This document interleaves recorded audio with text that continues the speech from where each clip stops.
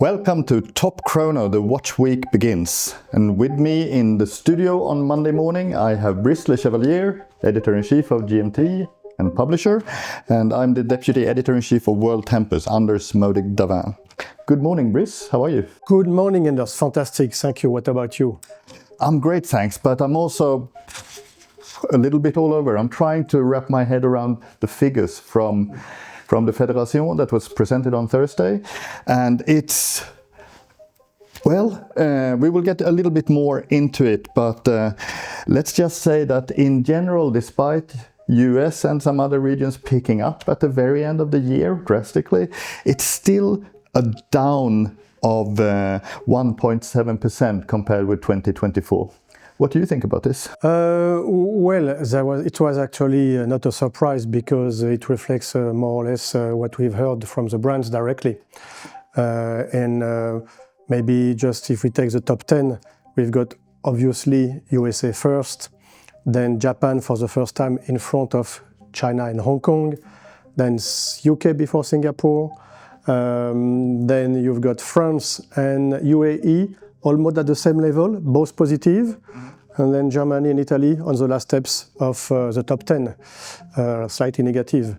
But that's what we could feel about brands before.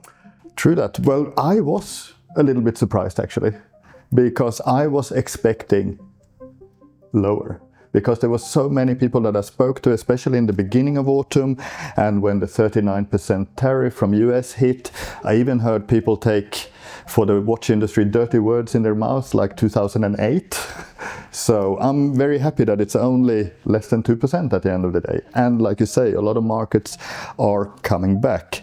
And yes, the US tariffs was of course a big thing, and we now clearly see how it affected both going down and coming up again after a little friendly gesture of a table clock and a kilo of gold, reducing the tariffs from 39 to 15%.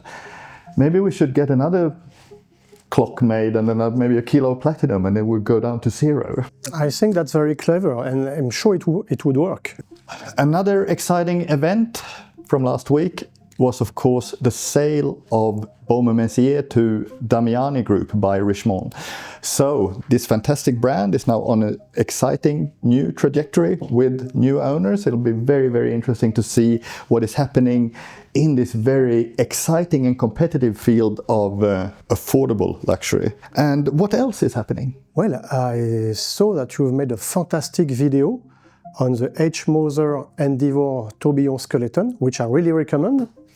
On something completely different, we also have the exclusive interview of Julien Tornard, the CEO of Hublot, who is telling us that 26 is going to change everything for Hublot, so we're looking forward to it, especially during Watches in Wonder. Mm-hmm. And besides, I attended the pre-Watches in Wonder event from Van Cleef Arpels. Okay. And can you talk about it? The only thing that I'm allowed to say is that men will love it. Wow. Really looking forward to April. And on my side, actually, first on a personal note, I've finally moved to Geneva last Friday. Congratulations. Welcome to Geneva. Thank you so much. It's very, very exciting to be here. And today we're shooting a video with a very, very complex watch that we're going to do our very best to explain, the Breguet Experimental. Lucky you. And tomorrow I will have the privilege of going to Andermatt with Audemars Piguet. So that will also be very exciting. And last but not least, I think you were in the Experimental. Actually, yes, I couldn't wait till Monday, so I have to wear it and try it on a little bit. And it's a big watch, it's a massive thing, and you know the technology inside is amazing.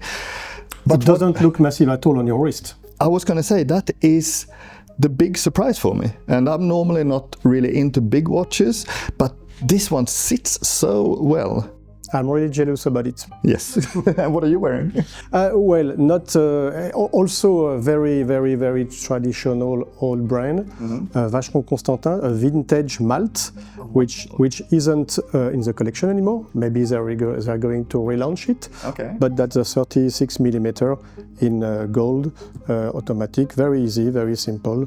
But look at those lugs, they are fantastic. Yes, that's from 2002.